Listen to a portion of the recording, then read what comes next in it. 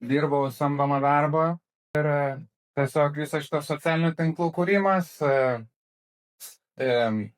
privedė prie to taško, kad aš turėjau rinktis, arba aš lieku toj pačioj vietoj ir nebeaugu ir tiesiog save, kaip sakant, blokuoju, žodžiu, savo galimybės. Pasirinkau išeiti ir pilnai absoliučiai ant savęs pradėti dirbti ir nesigailiu, kas pavyko.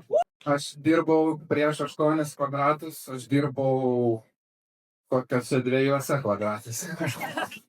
Ir po truputį žengiau žingsnį 8 kvadratus ir paskui jau kai išėjau iš samdomo darbo, dar šiek tiek padirbėjau ir pajaučiau, kad nebetaupu, nebegaliu, man spaudžia tas mažas patalpa.